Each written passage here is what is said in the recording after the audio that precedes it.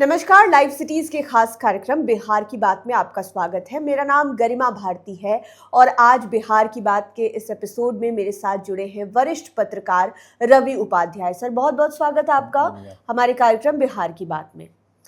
आज की चर्चा का विषय है बिहार विधान परिषद, क्योंकि आपने थोड़ी ही देर पहले देखा कि 10 नए जो एमएलसीज हैं उन्होंने पद और गोपनीयता की शपथ ले ली। अब अपनी जिम्मेदारियों के लिए वो लोग पूरी तरह से तैयार हैं जो उनको सरकार ने या फिर जनता ने सौंपी है।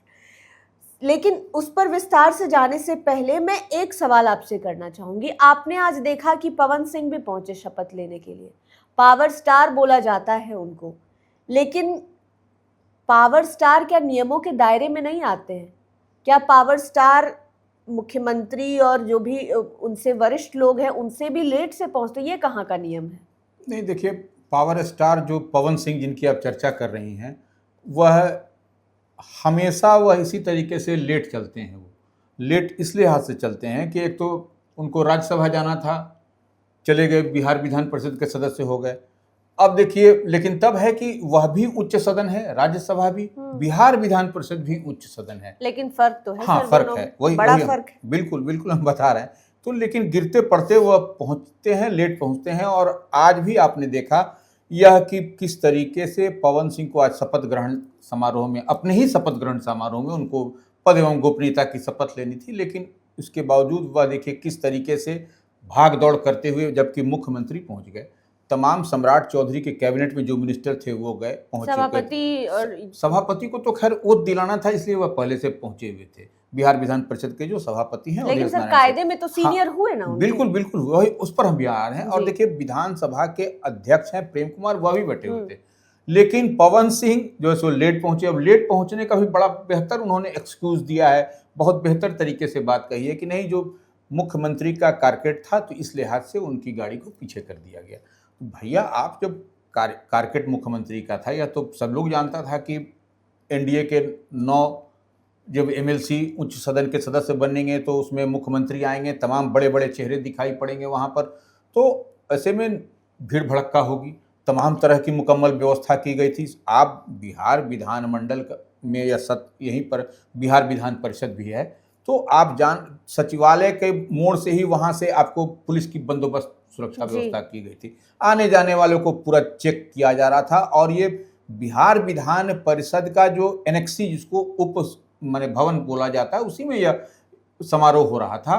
तो उसके लिए भी मीडिया कर्मियों के लिए भी वह था कि निर्धारित था कि आपको जो आमंत्रण पत्र, निमंत्रण पत्र दिया गया है, उसी के आधार पर आपको एंट्री होगी, किधर से एंट्री आना है। बिल्कुल बिल्कुल। तो वो क्योंकि क्राउड बहुत बढ़ जाता है, तो ऐसे में लिमिटेड एरिया है, तो वहां पर तो उतना तो करना पड़ता है, प्रैक्टिस है। तो लेकिन पवन सिंह को वह समझते हैं अपनी फिल्म की शूटिंग चल रही है। और देखिए, सबसे बड़ी बात है कि भारतीय जनता पार्टी से आए हैं, जो एक अपने आप में भारतीय जनता पार्टी एक सब पार्टियों से इतर है, वो जो मैंने कहा जाता है, जो मैंने जो बात है, तो वो इतनी बात तो समझ में आनी चाहिए कि पवन सिंह को। और देखिए, पवन सिंह से पहले एक बात और हम बताना चाहेंगे जी। आज संजय मयूख उर्फ संजय प्रकाश ने भी शपथ लिया, तीसरी बार लिया है। तीसरी बार हमको लगता है कि भारतीय जनता पार्टी के अगर यदि इतिहास में हमको जहां तक याद पड़ता है, तो एक मंगल पांडे ने लिया था, 3 बार बिहार विधान परिषद का सदस्य बने थे, वो सुशील कुमार मोदी बने थे, और ये लगता है संभवतः तीसरे ये व्यक्ति हैं जो इन्होंने तीसरी बार हाँ, ये भी देखिए, इनका भी पार्टी के अंदर ये बड़े ओहदे पर हैं, संजय प्रकाश। लेकिन देखिए, ये बिफोर टाइम पहुंचे हुए थे। लेकिन पवन सिंह अपने आदत से लाचार, हर जगह वह जो है सो एक तरीके से वो लेट आते हैं, आज भी लेट आए। और इसके कारण नहीं सर, सवाल एक और भी बनता है कि ऐसा तो नहीं है कि आपको शपथ लेनी है और आपको 10 मिनट पहले फोन करके बुलाया गया कि आ जाइए शपथ लेने। ये कार्यक्रम तो पूर्व से तय होते हैं, बाकायदा आपको पहले जानकारी गई होगी, फिर आपको एक चिट्ठी, लेटर, इनविटेशन का गया होगा, और आपका तय हुआ होगा कि आप किस रूट से आएंगे, आपके सुरक्षा के घेरे में कौन रहेगा, आपको किधर से एंटर करना है, कौन सी कुर्सी पर बैठना है, सब कुछ तय हो जाता है पहले से। और अभी के संदर्भ में देखें तो लोग ड्रेसेस भी तय करते हैं कि कौन सा कपड़ा पहन के जाना है, ये सब। अब विशेष तौर पर ये तो सेलिब्रिटी है, तो इनका तो ड्रेस और कपड़ा, बाल तल भी होगा। लेकिन देखिए, एक चीज और थोड़ा सा आप इसको ये देखिए कि पवन सिंह को जब चुनाव का सर्टिफिकेट लेना था, उस समय भी इनके पास समय नहीं था। यह जो है सो इनके कोई प्रतिनिधि आए थे, वह आकर के प्रमाण पत्र जो सर्टिफिकेट है वह लेकर के गए थे। ये क्या बताता है सर?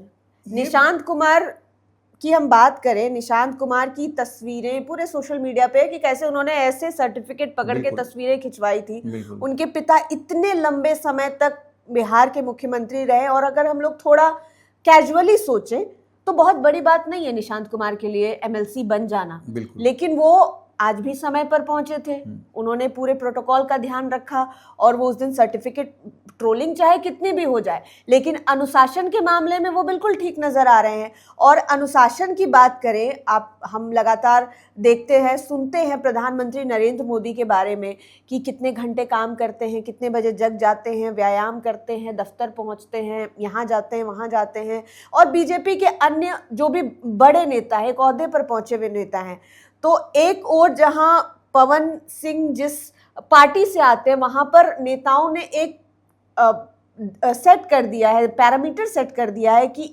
इतना अनुशासन में रहना है। आप अटल बिहारी वाजपेयी को याद कर लीजिए, कितने अनुशासन में रहते थे, एक एक बारीकी पर वो ध्यान देते थे, सारी चीजें वैसी। और अब आए हैं एक पवन सिंह, मुख्यमंत्री पहुंच जा रहे हैं, बिल्कुल, और उसके बाद वो पहुंच जा रहे। कारकेड अगर आया भी था, अगर हमें लगता है कि हमें और आपको एमएलसी बनाया जाएगा तो हम तो 2 दिन पहले से एक्साइटेड रहेंगे, वो अलग, और कोशिश करेंगे कि भाई 1 घंटा 2 घंटा 3 घंटा हाथ में लेकर जाए ताकि कोई लेट नहीं हो जाए। बिल्कुल, देखिए ट्रैफिक जाम और ये सब तो आम प्रैक्टिस है, इसमें तो कहीं बिल्कुल बिल्कुल, लेकिन इसके लिए वह अब ये कह रहे हैं कि नहीं कारकेड के कारण हमको लेट हो गया, या जो भी कह रहे हैं। देखिए उनकी बात हम कहें, उनके पास समय का अभाव है, क्या है, कैसे जन सेवा करेंगे, कैसे लोगों की उम्मीद आकांक्षाओं पर खरा उतरेंगे, यह तो देखने वाली बात है। और सदन के अंदर वह कितने दिन आते हैं, नहीं आते हैं, यह तो वह भी आपको देखा जाएगा। अब तो मानसून सत्र भी कुछ दिन में शुरू होगा, तो अब आपको, हालांकि मानसून सत्र 5 दिन 6 दिन का ही होगा, लेकिन अब उसमें भी देखना पड़ेगा 6 दिन वह आते हैं कि नहीं आते हैं, कि वह उनका जो निर्धारित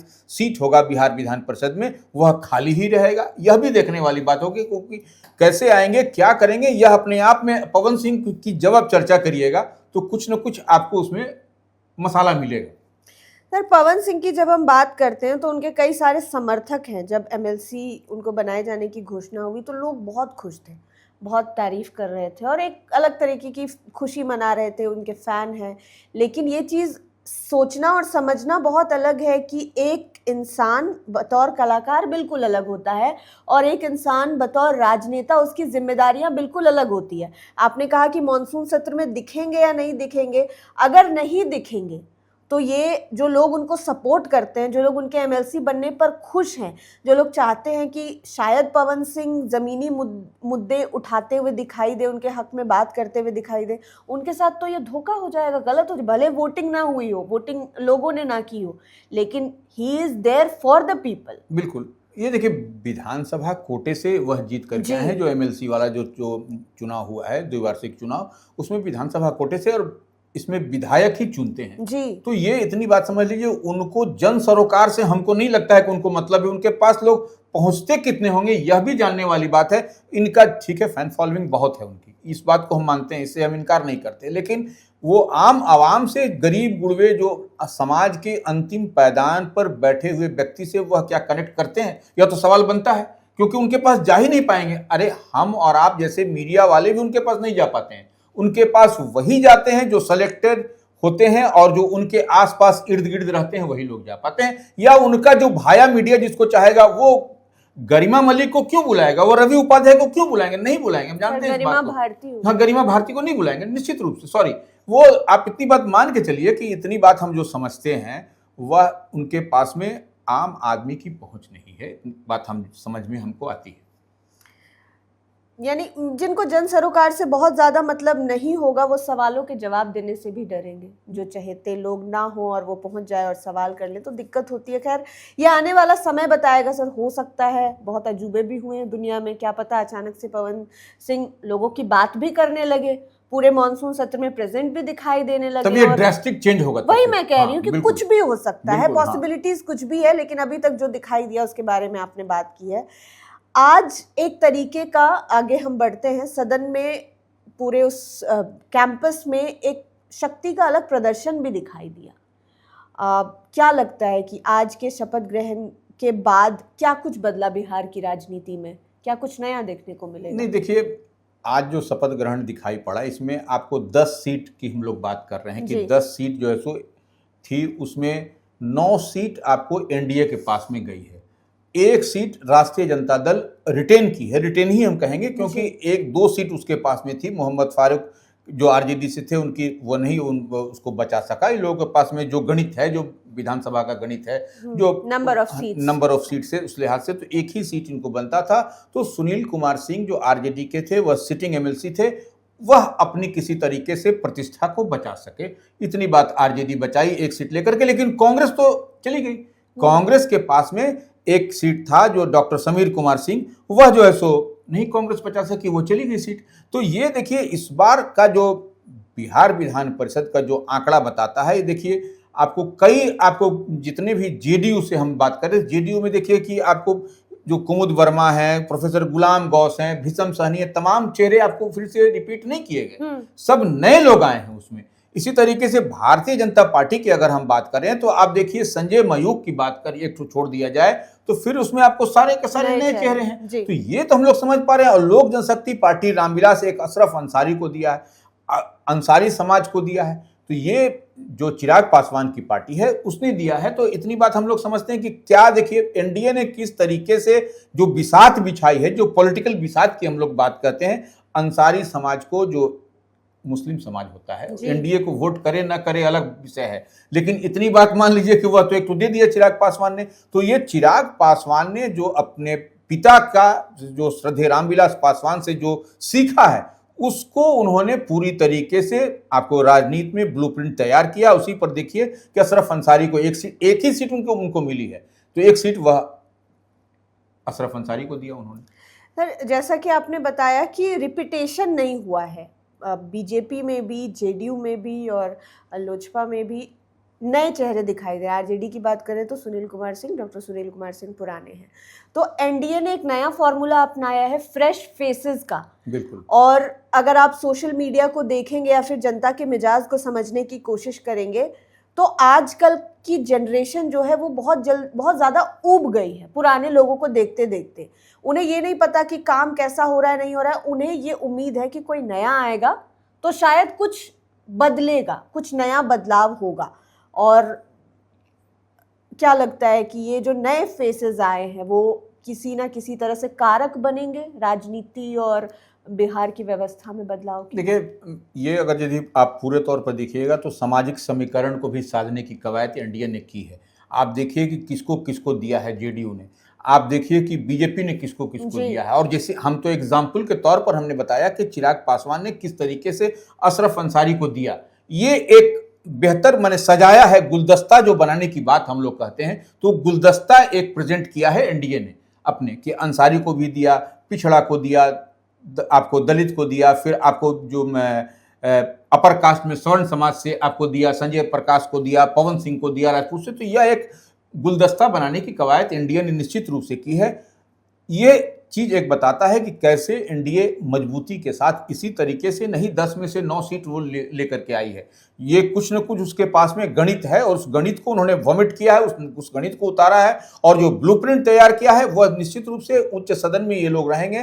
तो उच्च सदन एक बुद्धिजीवियों का सदन माना जाता है जी। तो वहां पर निश्चित रूप से कुछ लोग ये गढ़ेंगे, कुछ बात कहेंगे, बिहार के डेवलपमेंट, बिहार के विकास की बात वहां पर होगी। उसमें आपने कहा कि उच्च सदन बुद्धिजीवियों का सदन होता है, वहां से फैसले जो हैं उन पर एक तरीके से मुहर लग जाती है पूरी तरह से। ये एक अलग चर्चा है, हम बाद में चर्चा करेंगे कि उस बुद्धिजीवी सदन में किन्हें रहना चाहिए, किन्हें नहीं, क्या मजबूरी होती है कि अलग अलग तरह के लोगों को टिकट दिया जाता है या फिर जगह दी जाती है। अंत में फिर से घूमकर हम पवन सिंह पर आते हैं। आप अपने दौर को, जब आप एक्टिव पत्रकारिता कर रहे थे, हालांकि अभी भी एक्टिव है, लेकिन जब आप फील्ड पे थे उस टाइम में आपको कोई ऐसा याद है जो पवन सिंह के एग्जाम्पल से मिलता जुलता हो? नहीं देखिए, हम देखिए उच्च सदन में, यानी देर से आने वाले, नियमों को ना मानने नहीं, वाले। ये पहली बार है और ये हमको जो लगता है इस तरीके से ऐसा किसी कोई आदमी, यदि आप याद करिए, थोड़ा सा याद हम आपको कराएंगे कि पहले एक एमएलसी हुआ करते थे जी। वो वाम दल के एमएलसी नहीं रहे, स्वर्गीय रहे, हो गए हैं, वह रिक्शा से आते थे। वो रिक्शा से आते थे, तो रिक्शा से आने में, रिक्शा में कभी रिक्शा वाला पेडल मार रहा है तो उसका चेन उतर गया, उस कारण जो है तो सदन की घंटी पड़ गई, सदन बैठ गया, तो उसमें 2-4 मिनट 2 मिनट, लेकिन वो लोग बिफोर टाइम आते थे सो दैट कि अगर यदि चेन भी उतर जाए रिक्शा का तो पैदल पहुंच जाए। हाँ, हमको बांसदेव बाबू नाम है, हम जानते हैं उनको, आपका नाम भी बता दिए। तो वो लोग उस तरीके से लोग थे, अब वैसे लोग नहीं हैं।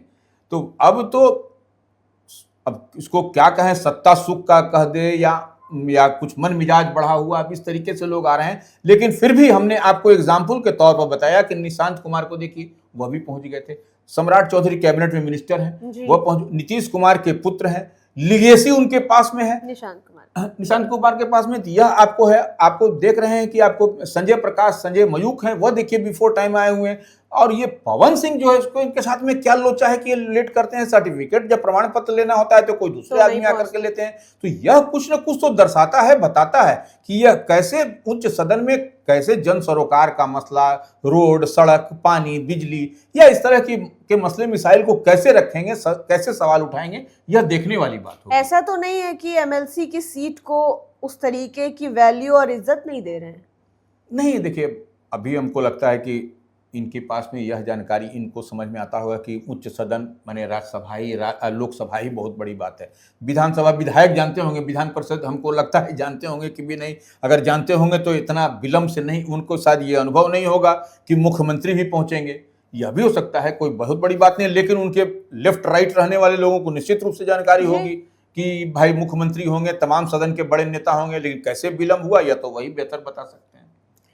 और अंत में एक बात मैं कहना चाहती हूँ सर कि राजनीति में बागी होना एक अलग चीज़ है कि आप जन सरोकार के मुद्दों को लेकर बहुत हटी हो जाएं, सिस्टम से लड़ लें, मुख्यमंत्री से लड़ लें, विपक्ष के नेता से लड़ लें, कहीं पर भी खड़े हो जाएं, हो हंगामा कर दें जो जन सरोकार के मुद्दे हैं उनके लिए, यानी कि न्याय के लिए और सच के लिए। लेकिन अनुशासनहीन होना एक अलग चीज़ है। हटी होना या फिर बगावत कर देना वो अलग चीज़ है, और अनुशासनहीन होना यानी कि डिसिप्लिन में ना होना ये बिल्कुल अलग चीज़ है। और जो लोग भी यहाँ पर हैं अपर हाउस में, एक बात हमारे लोकतंत्र में कही जाती है कि आपको अगर नेता बनना है, प्रधानमंत्री बनना है, मुख्यमंत्री बनना है, नेता बनना है, तो ये मायने नहीं रखता कि आपने कहाँ तक पढ़ाई की है, यानी कि आपका नॉलेज नहीं, आपका विजडम वहां पर काम करता है, आपका थॉट प्रोसेस वहां पर काम करता है। तो उस थॉट प्रोसेस के अंदर एक डिसिप्लिन भी तो आती है सर, कि जब तक आप डिसिप्लिन्ड नहीं हो, चाहे आप पढ़े लिखे हो या ना हो, ये लोकतंत्र इजाजत देता है कि कोई डिग्री नहीं चाहिए, लेकिन कम से कम डिसिप्लिन्ड होना तो लोग डिजर्व करते हैं, या फिर सदन डिजर्व करता है, क्योंकि सदन की अपनी एक गरिमा है। निश्चित रूप से देखिए, ये जो उच्च सदन है, जो जिसकी चर्चा हम लोग कर रहे हैं, बिहार विधान परिषद है। इसी बिहार विधान परिषद के सदस्य लंबे कालखंड तक मुख्यमंत्री, जो तत्कालीन मुख्यमंत्री थे नीतीश कुमार, उससे अब सम्राट चौधरी जो अभी वर्तमान में मुख्यमंत्री हैं, वह भी इसी सदन से रहे, इस बार जीते हैं विधानसभा। तो ये सीएम रहे वहां रहते हुए। तो ये अब आपको इतनी ही बात नहीं, कई ऐसे दिग्गज चेहरे हैं जो इसी से निकल करके गए हैं। राबड़ी देवी भी आप देखिए बिहार की पहली महिला मुख्यमंत्री हैं, वह भी इसी सदन की सदस्य हैं, तो अभी वर्तमान में भी हैं। तो ये देखिए सवाल है कि आपको हठी और ये बात नहीं, आपको समझना पड़ेगा कि आपको जब भेजा है पार्टी ने, जब आपको जनता ने भेजा है, तो आपसे बड़ी उम्मीद पाल रखी है जनता। अब हम लोग चाहेंगे, जनता भी चाहेगी कि इतनी बात कि आप जन सरोकार के मसले को जितने भी हों, सब समाज के हर वर्ग हर तबके की बात वहां आप सौम्यता के साथ रखें और सदन से उसका जवाब लें और जवाब दें, और जनता को उसका माने फलाफल लाभ भी मिले, और सदन की गरिमा को बरकरार रखें, जो नियम है उनका पालन करें, कायदों का पालन करें। तो फिलहाल बिहार की बात के आज के एपिसोड में इतना ही सर। बहुत बहुत शुक्रिया हमारे साथ जुड़ने के लिए। आप भी लाइव सिटीज़ के साथ बने रहें। इस वीडियो को यूट्यूब पर देख रहे हैं तो चैनल को सब्सक्राइब करें, फेसबुक पेज लाइक करें। आप हमें हमारे सोशल मीडिया हैंडल्स पर भी फॉलो कर सकते हैं।